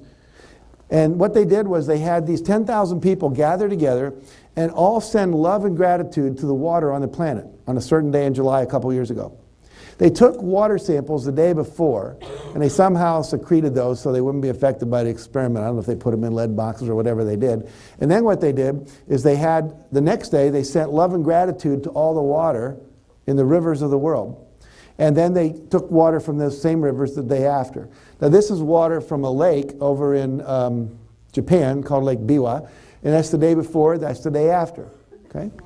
Here's the St. Croix River in Wisconsin, Minnesota. What do we get? Before and after. Halfway around the world. Here's the Mississippi River, the day before, the day after. So that love and gratitude had an impact on that water. Now what else is important? Your body is made up of what? 85% water. As you get older, you dehydrate a little bit. It's one of the reasons you age, okay? Babies have the most, old people when they die have the least. So hydrating, see a lot of you are going, I'm going to drink some now. So hydrating is really important. So what happens is we know that when we love ourselves, when we raise our vibration, when we forgive ourselves, when we accept ourselves, when we're in a state of joy, we're actually affecting the water molecules in our body, okay? All right. Now, every thought you think, as we said, is sending out a vibration. Stay with that. Keep your thinking conscious. Keep it deliberate. What you watch on TV, the books you read, think more clearly about where you're spending your time. Who are you hanging out with? What kind of thoughts? Even the church you go to. Is it a church that makes you feel uplifted? Is it a church that makes you feel guilty? Is it a church that has a really positive feeling, or is there a heavy feeling? Honor that inside yourself. Now, Mark and I one day, we said we want to sell 1 million books in one day. Mark Victor Hansen, my co-author on Chicken. And no one had ever done it up until that time. J.K. Rowling with Harry Potter's done it since. Done several times. They sell 1 million books pre-sold before the thing even comes out on Amazon and places like that. So what happens? We set this as intention. We started visualizing it. We had actually made some mock newspaper headlines that said, Chicken Soup authors break world record, sell 1 million books in one day. We were real excited about it. We put it around the office. Everyone started thinking about it. We've held that vision for 30 days. We talked about the 30-day principle. Now, about a month later, I'm in Chicago with Mark. We're at the Booksellers Association convention. And my publisher said, do you want to ride back? We're at the booth. Do you want to ride back in the limo? I said, no, I don't. I want to finish my conversation with this guy, John Kramer, I was talking to. And he said, okay. So now that meant I was going to have to take the bus back. Cabs were impossible. So, you know, they have these buses that drop you off at all the hotels when you go to a convention. So I get on the bus, I sit down, lady next to me says, you're Jack Kentfield. I went, cool, she knows who I am. And then she said, you're wearing a name tag. So much for my ego. So then she says, you're the chicken soup guy, right? And I said, yeah. She said, what are you and Mark up to? I said, we just set a goal to sell 1 million books in one day. And as fast as I said that, she said, I can help you do that. I said, get out, is that real? She said, absolutely. I said, how come? She said, I'm the buyer for the W.H. Smith bookstores. Now, if you've ever been to more than one airport, you've seen a W.H. bookstore, a W. Smith bookstore somewhere. They have hundreds of them all over the country. And she said, I bet what we could do, take all your co-authors, because most of our book have a second, third author on them. There's an expert in the area we're writing about, aging, cancer, whatever. And she said, we'll start you all in the airports on the East Coast, about 6 in the morning, when that rush hour, getting, to business travel. And we'll have you for 2 hours, and then we'll put you on a plane, and we'll fly you over to like Chicago and St. Louis, and we'll keep flying you across the country, and by the end of the night, you'll be in like San Francisco and whatever, and you can sign books there. And we'll get an airline partner, we'll get hotels so you guys can all stay in the same place, it won't cost you anything. And I said, why would you do that for us? And this is when she called me dummy. She said, dummy? She said, you don't think it would make me look good to my boss if we sold 1 million books in our bookstores in one day? I went, got it. Now, a lot of people would say, ooh, that was a nice coincidence. What I'm saying is that was law of attraction at work at its best. And that happens all the time. And, I was talking with Michael, who set this thing up, this talk, and he was saying, when you have 100 in a week, it's not a coincidence anymore. There's just like one thing after another, and that's because you're in the flow.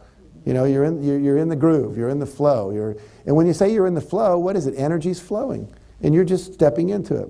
One of the teachers always talks about you're either going downstream or you're paddling upstream against the current. Which is easier? Downstream. So if it feels like you're going upstream, you may well be. So if it feels easy, you're probably in the right. Now, how easy is it that? Here's somebody who sets the whole thing up. We just go and fly across the country for a day and sell 1 million books. That's pretty easy. Not that hard. But you got to be doing the work we talked about to bring it into being. All right. So I love this. Ralph Waldo Emerson said, great men are they who see that spiritual thought is stronger than any material force, that thoughts rule the world. That was said over 100 years ago. So it's true. There's now people positing in the world of physics, neuroscience, and psychology that 1 hour of intentional mental work, the kind we're doing where we close our eyes and see what we want and so forth, is worth 7 hours of physical labor. Now that doesn't mean you still don't do some physical stuff, but which would you rather have? The effect of 7 hours with 1 hour or the effect of 1 hour with 1 hour? So you can accelerate all of this. We said go further and faster with less effort if you use the mental part. So, still in step 1, decide exactly what you want. I'm going to teach you some ways to do that are easy. First of all, focus on what you want, not what you don't want. Had a client, she said, teach me to use law of attraction to attract my perfect boyfriend. I said, great, describe your perfect boyfriend. She said, no, I already know what I want. You just tell me how to get it. I said, well, just to be clear, you tell me. We went back and forth 4 times before she finally said it. Okay. She said, I want someone who doesn't smoke, doesn't drink, doesn't watch TV all weekend, doesn't play sports to the exclusion of having, isn't verbally abusive. And she went on with like 9 things she didn't want. Where was all her energy? On what she didn't want. I said, let me describe your last 3 boyfriends to you. She said, really? I said, yeah. Someone who smoked too much, drank too much, watched too much TV, was into sports more than you wanted, put you down verbally. She said, how'd you know? I said, you just told me. So always focus on what you want, not what you don't want. Honor your desires and trust your preferences. Very important. We talked about that. It's so critical that you trust what you want. Don't feel guilty about being selfish. Be you. The best you can do for the world is be yourself 100%. Then everything works because God, universe, the force, whatever you want to call it, created all of us in the great diversity that we are to fulfill all the things that needed to be fulfilled in the world. And you, being a doctor and what you really want to be as a mechanic isn't going to work. You're going to end up with back pain and headaches because you're not doing what you want to do. And we need mechanics just as much as we need doctors. Now, a friend of mine, Alan Cohen, wrote a book called Why Your Life Sucks. It's a great title for a book. And one of the things he talked about in that book was we talk ourselves into doing things we don't want to do. How many of you have ever done that? Yeah.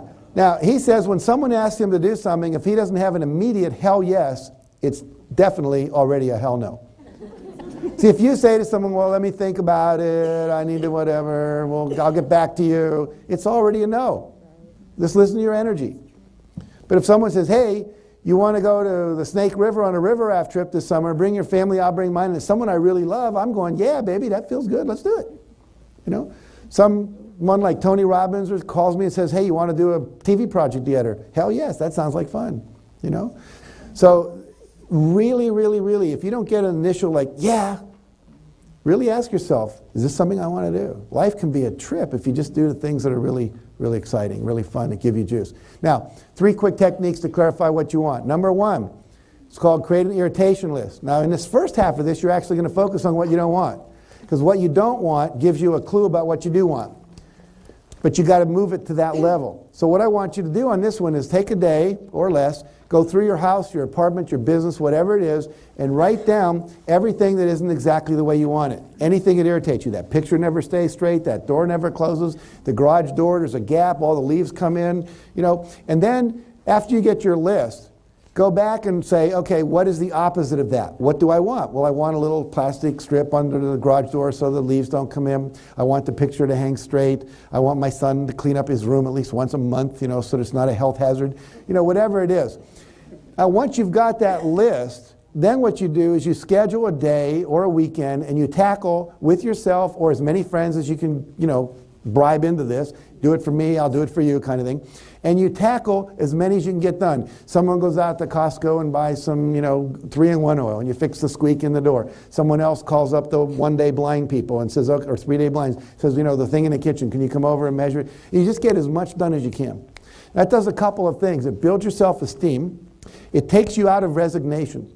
Because most of the things that you're not handling that are like that are things that you're resigned about. There's always going to be a crack in that wall. The garage door is never going to come down easily. There'll never be a stapler at the Xerox machine, you know. But if you think about it, you can buy a little chain. You can glue it down. You can always make sure there's a stapler there. You can assign someone on the job, you know, the task to do that. You can buy Velcro and put them at the bottom of your picture so they can't possibly move on the wall. But all of a sudden, that's handled. And when that gets handled, there's a little relief. And suddenly you begin to go, wow, I can have it the way I want it. It is possible to have the walls painted and this, you know. And so it's very, very important psychologically. Okay, so we have the irritation list. The second thing is to make a list of 101 goals that you want to accomplish before you die. Write down 101 things. It may take you a few days to do all that, but I promise you it will release a lot of energy. All of a sudden you go, I did always want to go to Paris. And you write it down and go, wow, maybe I really will. That's kind of neat because I've written it down now because it's really possible. And write down 101 things. You can buy a book called 1,001 Places You Should See Before You Die. It's a best-selling book out there. Some of you are nodding, you know about it. I went through that book and picked 50 places that I definitely want to go to. The Terracotta Soldiers in Xi'an, the Great Wall of China, which I haven't been to, the Leaning Tower of Pisa I haven't got to Venice yet, etc. And said, I'm going to definitely do these. And if I have 30, 40 years left, if I do 1 or 2 a year, it's handled, right? All right. So here's a cool story. Here's a guy named Lou Holtz. Lou was the legendary coach of the Notre Dame team. And I interviewed him for a book I was writing called You've Got to Read This Book, where we interviewed 55 people and said, was there one book that changed your life? And Lou said, yes, there was. And the book was, for him, it was called The Magic of Thinking Big by David Schwartz. And this book came to him. He was in I believe, his first college coaching job. And he was sitting at the table and he said to his wife, look, honey, a guy with the same name as our head coach just got fired. Oh my God, that is our head coach. I'm the assistant coach. I bet I don't have a job. And he didn't. So now he sends his wife back to work because he has no income. It's the middle of the football season. He's probably not going to find a job there. And he says to his wife, you're a radiologist. Go back to the hospital. She did. She's making some money. One day she's coming home from the grocery store and she sees this book, The Magic of Thinking Big, at the little turnstile at the end there. She says, I'm going to buy this for my husband. She gives it to Lou. She says, read this book. It might help. In the book it said, make a list of at least 100 goals you want to achieve before you die. So Lou spent the whole afternoon, came up with 107 goals. Things like land on an aircraft carrier, win a national football championship, eat dinner at the White House, appear on the Johnny Carson show, meet the Pope, do a raft trip down the Snake River, go underwater in a submarine, skydive. He just had all these things. He was excited, got juiced up about it. His wife comes home, says, Lou, how'd it go? Oh, I made this great list. Look, honey, she reads the list. She says, Lou, you need to add one thing to your list. He says, what's that? Get a job. So now he had 108 things on his list. Now, I just spoke with Lou a couple of weeks ago. We were on the same program down in Florida for a company, and he was talking about this. He said he's achieved 102 of his 108 goals. He's won the National Football Championships. He's met the Pope. He's been to the Vatican. He ate dinner at the White House. He was on a Johnny Carson show. He did a balloon trip, a submarine, you know, the whole thing. Now, why is that important? It gives you direction. It gives you momentum. It really sends out to the universe this message, hey, he really wants these things. There's actually some psychology I won't go into too deeply, but when you write it down, it makes it more real. There's actually a book called Write It Down. And what happens when you write it down, your unconscious takes it more seriously. It's like people will go, well, if it was so important, why haven't I seen it in a book? So write it down, make your own book, right? Mark Victor Hansen wrote a book called Your Future Diary. Think about that. You write down all the things you want to do, not all the things you did. And then you start to move it forward. So 102 of his 108 goals. I did this when I was 47, and I wrote down 134 goals, and I've achieved almost 70 of those goals now. I'm 63, so what's it been, 16 years, something like that. So it's very important to do this. Here's a cartoon. It says, if we pull this off, we'll eat like kings.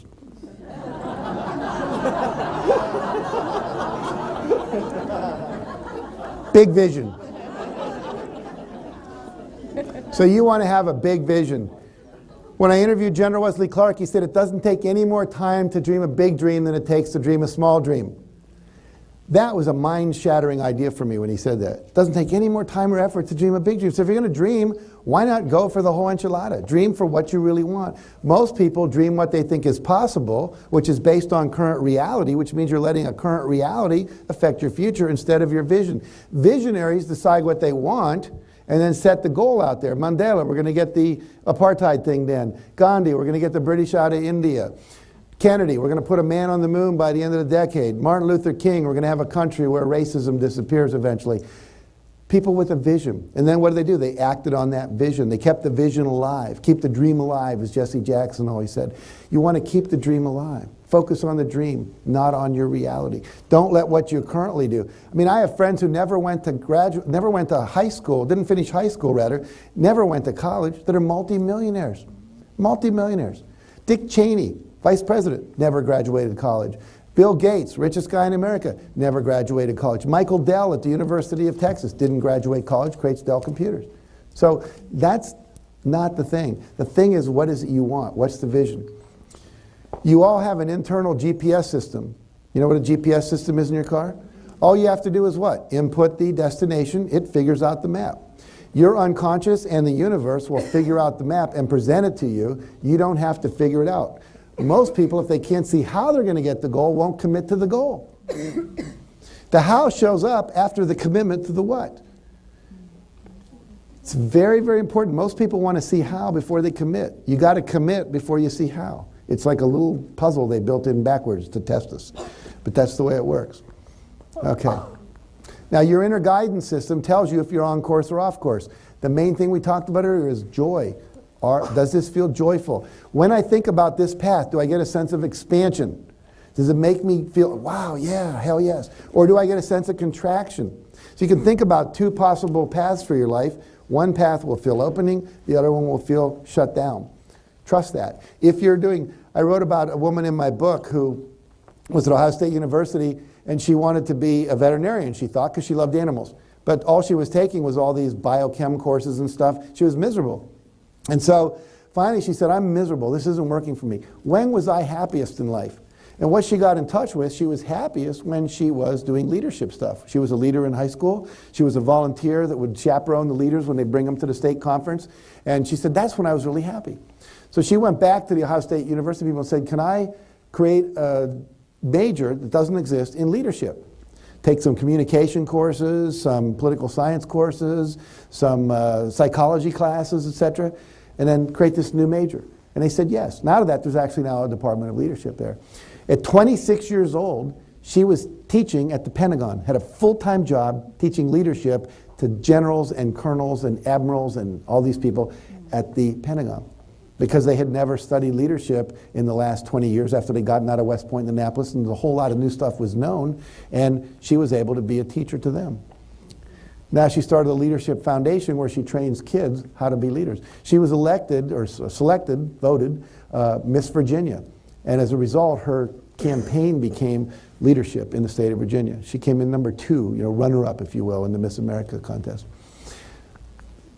So either joy or expansion or lack of joy or contraction, aliveness versus boredom versus So start paying attention to your body. That's where you're going to feel this guidance, okay? All right. The third technique is called the vision exercise. And I'm just going to walk you through this very quickly. There are 7 areas of this. And there's the financial. What's your vision for your life financially? Where do you want to be 2, 3, 5 years from now? How much money do you want to make? How much income do you want to have? How much profit in your business? What do you want your retirement package to look like? Do you know the average American retires with a net worth of $25,000 if you subtract their debt from their assets? That's less than most people make in a year. You couldn't save it in a life. That's sad. You don't want to be one of those people. But you got to have a clear vision or it won't manifest. Number 2, business and career. What do you want in that part of your life? Number 3, fun time and recreation. Salsa dancing, hobbies you want to do, travels you want to do, an improv class, whatever it might be. Schedule it, think about it, visualize it. Health and fitness. What's your health and fitness vision for yourself? Are you flexible? Can you touch your hands to the floor? Can you do Pilates? Can you run a mile without dying? I met a woman, she was 83, we were both getting an award. She didn't start running marathons until she was 55 years old. She got out in the backyard, did 1 lap, fell on the ground, thought she was going to have a heart attack. Said, that's terrible. Now, it was a fairly big backyard, but still, not 1 lap. She said to her husband, I'm going to walk or crawl around that yard 1 more time every day. Pretty soon she's up to 10, 11, 12, 13, 14, 15. 6 months later, she ran her first marathon. She was 83 when I met her. She had just finished a 75-mile race. Wow. So the entire circumference of Lake Tahoe in California. Takes all day and all night to run that race. But she did it. Now, what's your dream of what you're able to do? Are you going to be walking around in a walker? Or are you going to be someone with bone density and flexibility and energy because you're taking care of yourself? What's the vision? If you'll create the vision, the how will show up. The people will walk into your life with the right supplements and minerals, and people will say you need to go to the seminar, and here's this place you can go fasting, and all the things will show up, but you got to have the clear vision. Relationships. What's your vision for relationships? What do you want to be experiencing with your spouse? More intimacy, better sex, you want to have more fun, more time off, not so much work, you want to go dancing once a week? What's it look like? Create that vision for yourself. Personal, which is the area of spiritual growth, emotional growth. Like we commit to taking 4 workshops, my wife and I, every year. We go to Esalen Institute, which is up in Big Sur, about several hours north of us. We take a couples workshop, we might take a painting workshop, a drumming workshop, a Gestalt workshop, a Tai Chi workshop, lots of different things over the years, but we're constantly in a growth mode. How many books do you want to read? How many people do you want to spend time with that could be mentors and can help you grow, etc. And then finally, what contribution do you want to make to life? What contribution? I have a friend whose name is Kenneth Baring. I met him, we were getting an award. I get a lot of awards because of Chicken Soup books. And I meet really cool people because all the people getting them are people that have done cool stuff. And he was once the owner of the Seattle Seahawks, a co-owner. And he said he'd gone through 4 stages in his life. The first stage, he said, was called stuff. He thought if he had all the right stuff, he'd be happy. And he had the cars and the boats and the planes and all that stuff, still wasn't happy. He said, well, he went to his next life, I think it was called better stuff. Need the better car, better house, better plane. That's why this guy had this plane, he only had this one, that's why he wasn't happy. So he got all the better stuff, he still wasn't happy. He said, maybe I have the wrong stuff, going after the wrong stuff. He said, that's when I bought the Seattle Seahawks. He said, I figure if you own a football team, that's got to be a cool thing, right? You sit in the box, you know all the players, you travel around, get a lot of respect. Still wasn't happy. And so then he said, this guy friend of his came to him and said, look, I want to take over a bunch of wheelchairs to Bosnia, Herzegovina, Croatia, those places, and give them to kids who've lost their legs with landmines and so forth. Would you come with me? He said, sure. So they loaded up the plane. I think he had about 140 wheelchairs, put them in the plane, they take him over. And he's picking his 3rd kid up, and he's putting him in a wheelchair. And his 11-year-old boy, and puts him down. He turns away to get another wheelchair for another kid, and the boy won't let go of his leg. And he said, I turned back around, and through the interpreter, the boy said, thank you, thank you, thank you. And with tears streaming down his face, he said, don't leave yet. I want to memorize your face. He says, because when we meet again in heaven, I want to be able to thank you one more time. He said, that's the first time in my life I felt pure joy from giving. He went home and he started the Wheelchair Foundation. He's given away over, I think it's 40,000 wheelchairs to kids in third world countries all around the world. And now he started the foundation for pure water, because all the kids in Africa are dying from cataracts and cholera and stuff like that. It's totally avoidable if we had clean water. And so as he was giving away the wheelchairs, he realized there's this other need as well. All his time spent giving. You know, Bill Gates now focused more on giving. He's about to retire and full time into the foundation. Bill Clinton has a new book out. I've been reading it on airplanes. It's just called Giving. And we find our greatest joy comes when we're giving. Whether we're giving a little, a lot, time, money, effort, you know, expertise, whatever it is. So make sure to build that into your life, okay? Because a lot of the joy is going to come there. All right, so the next step after we have this vision is we need to turn each of the parts of the vision into a specific goal. What do you want? How much by when is the key. It's got to be measurable in time and space. So I don't want to lose weight. I want to weigh 185 pounds. Because lose weight is still a negative. You're trying to lose something you don't want as opposed to gaining something you do, called a specific weight or a specific, you know, I want to be able to run a marathon or run a 10K by this date and so forth. So it's very useful to put these down. And I just give you a couple examples. He says, I'd like to double my income. Comes, I will earn $300,000 by midnight, December 31st at 5 p.m. That's a real different kind of statement, much more specific. I'd like to become a millionaire. I will have a net worth of $5 million by midnight, December 31st, 2012 at 5 p.m. Notice I always put the time in there. Your unconscious wants to know when. And once you set that in, it starts to figure it out. The universe figures it out, and your unconscious are both working on it at the same time. I'd like to spend more time with my wife. Could become I will take 4-week-long vacations with my wife by October 30th. I'm going to lose weight and get fit. I will weigh 190 pounds and complete a 10K run by June 30th. So you get the idea. Now let's look at believe real quickly. So we've got ask. We've focused on that quite a bit. How do we specifically ask the universe for what we want? Number 2, believe you're going to get it. So let's take a look at that. Walt Disney said, if you can dream it, you can do it. You're not allowed to have a desire if you didn't have the capacity to fulfill it.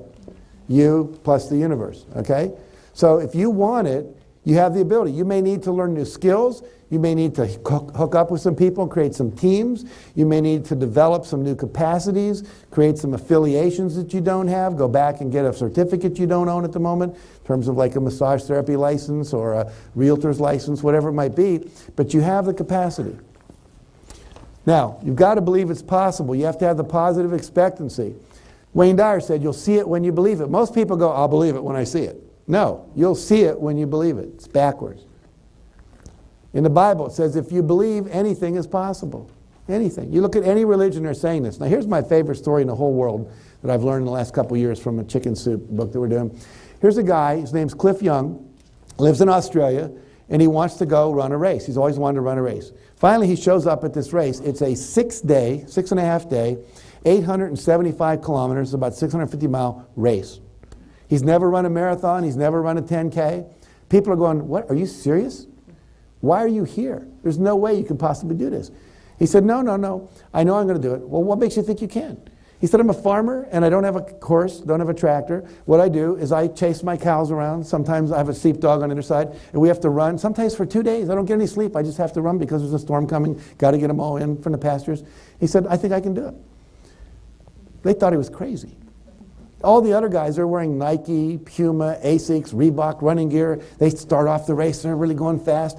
He shows up at the start of the race, he's wearing Oshkosh overalls, a white t-shirt, construction boots with galoshes on them in case it rained, he said, a baseball cap, and some sunglasses.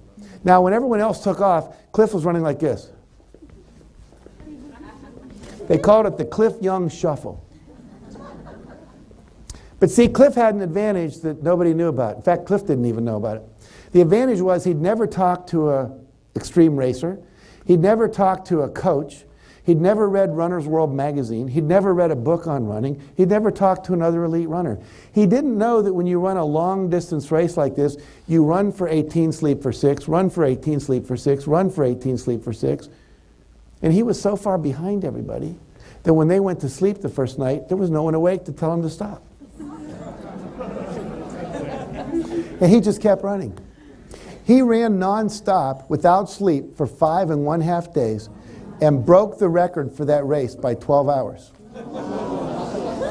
Don't you love it? Now, what does that tell us? It tells us that our beliefs about what's possible could be a limitation. Remember when Roger Bannister broke the 4-minute mile, within the next year 11 other people broke the 4-minute mile. It wasn't because there was some new vitamin that they had. It was because now they believed it was possible. Okay? We see people in our life that do things, we go, gosh, if he can do it, I can do it. That's why reading inspirational literature is useful.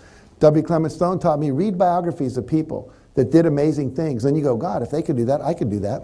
Right? That's what the chicken soup books do. You read a story like, Matty Christensen with the no arms, and he becomes a baseball player, or Kyle Maynard that becomes the second best wrestler in the state of Georgia, has no arms and legs past the elbow knee. You go, wow, if they can do that, certainly I can do it. John Andrew Homer wrote, never tell anyone something cannot be done. God may have been waiting for centuries for somebody ignorant enough of the impossible to do that very thing. Right? I was reading a book the other day about Orville and Wilbur Wright, because my son's taking flying lessons right now, a 16-year-old learning to fly. And what Orville said, no, it was the other one, Wilbur said, he said, if we had believed what everyone told us was possible about air flight, we never would have flown. They said you couldn't be done, And so you can't let the reality keep the dream. Go for it. All right. Now, I talked about in the movie The Secret the idea that if you're driving at night with the headlights on, you can see what? About 100 to 200 feet ahead of you, something like that. But you could drive from here to Chicago all night long and never have to see more than 100 to 200 feet ahead of you and still get there. And the same thing's true with your life. If you'll just start with the belief that you're going to get it and not know how, but after the first 100 feet you get to, then the next 100 feet show up. And you get to the end of the 100 feet, the next 100 feet are showing up. And so the vision is always over the horizon. If you walk to the horizon, what's on the other side? A horizon further on. But you don't know that till you get there. But if you just keep following it, eventually what? You get to where you want to go. And you don't know how until you start in the journey. I love it. It says you don't have to know every turn in the road that you're going to take. Just get on the road and start driving. Harv Eker, who wrote The Secrets of the Millionaire Mind, said you don't have to get it perfect, you just need to get it going. I love that quote. Just get in the game. What was it? Steven Spielberg, how did he start? He just walked onto the lot and said, there was an empty room. He went in the room. He called up the guard. He said, hi, I'm Steven Spielberg. I'm in room so-and-so. Put that in your directory. Called the phone people, said, I'm Steven Spielberg. I'm at phone number, whatever it is. And then he just walked around a lot. Everyone got used to seeing him there. And pretty soon people were saying, hey, I'm doing this project. Do you want to be involved? Right? He just got in the game. You want to be a movie star, might not hurt just to get yourself out to California, where they're making most of the movies, or up to Toronto, where they're making more. Whatever it is, get in the game. Read inspirational books and positive magazines. Watch positive TV. Always be inspiring yourself so you can expect that you're going to get the result. Here's a kid named Farrah Gray, 19 years old, when he wrote his first book called The Millionaire. He was a millionaire by the age of 14. He grew up in the ghetto of Chicago, never graduated high school. His mother was on welfare. And he said, I want to grow up and I want to be successful, but mostly I want to help my mother. So he started sanding down rocks and painting them, which he could get off empty lots in the ghetto, Cabrini Green, Chicago, if you've ever been there, it's one of the worst. And then he goes out to the edge where people have a little more money and he sells these for $1. Okay?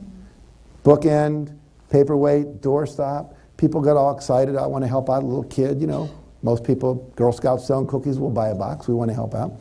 Made $50 his first day.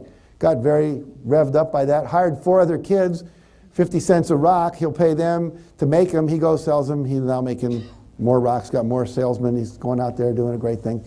Pretty soon he says, I like this. This business thing's cool. So he says, what else can I do? Look for a need and fill it, they always say.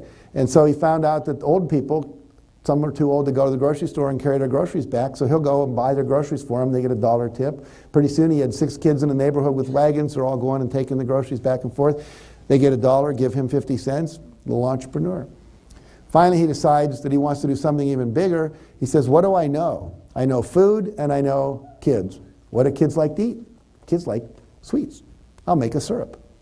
Get a grandmother, it's got a great syrup recipe, starts making the syrup, selling it at the local grocery stores and stuff. Pretty soon it gets so big they have to have a little place to make it. Pretty soon it gets so big and so popular in the Chicago area, he sells it to one of the bigger food companies, $1.5 million. He's 14 years old.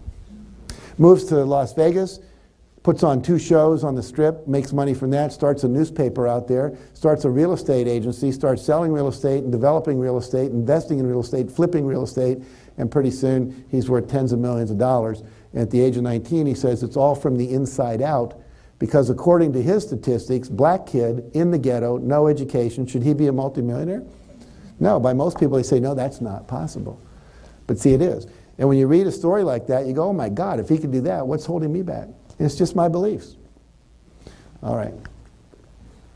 So you got to take action. We talked about that. Last 6 letters of attraction, action. Last 6 letters of satisfaction, action. Enough action produces satisfaction. Okay? So we want to have the action part of it. So, if we look at something I talked about earlier today, there's events in your life, you respond to those events, you get an outcome. And one of the responses we have is our thoughts. We talked about that. One of the responses we have is our pictures, okay? And the third is actions. All 3 of those are what determine our outcome. So 2 kinds of actions: obvious actions, inspired actions. Do the obvious things, whatever it is, write it down. Interview people that have already done what you want to do. If you attract people into your life, like me, if you're an author, and you attract me into your life, and you're writing a book, ask me, how'd you do it? You know, how'd you get it published? How come you sold so many? Did you use a PR agent? How'd you get yourself on radio shows? You know, most people will tell you. They'll tell you the obvious things, but also act on the inspirations. That's where the big juice comes. Someone said to me, that story about the puppy, is that in a book anywhere? No. Ought to be. That story about the Girl Scouts, is that in a book anywhere? No. This went on for 6 weeks. The universe was knocking on my door, sending me inspiration. Put the stories in a book. Eventually I went, oh, I get it. I'm supposed to put the stories in a book. That became Chicken Soup for the Soul. We didn't have a title. How do you get the title? You go inside, ask for inspiration. Said to God, I need a title. I'm going to wait 30 minutes a day. I'm going to meditate. Give me a title. Monday, no title. Tuesday, no title. Wednesday, I see a hand that writes chicken soup on a chalkboard. I say to the hand, what the heck does chicken soup have to do with this book?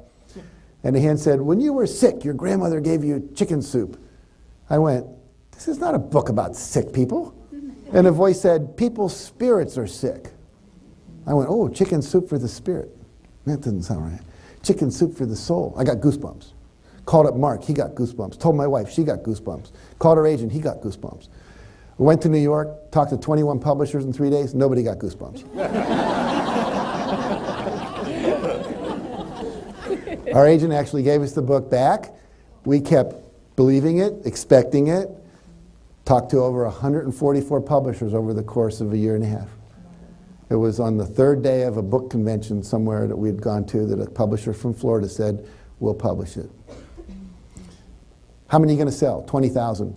No, we're going to sell 1.5 million in a year and a half and 150,000 by Christmas. Do you ever share a dream and have someone laugh at you out loud? Publisher laughed. We sold 135,000 by Christmas, 1.3 million by a year and a half. That book went on to sell 10 million copies in English, 13 million around the world, and spawned a series with over 100 million books in print because we took an inspired action and never stopped. It was a divine obsession.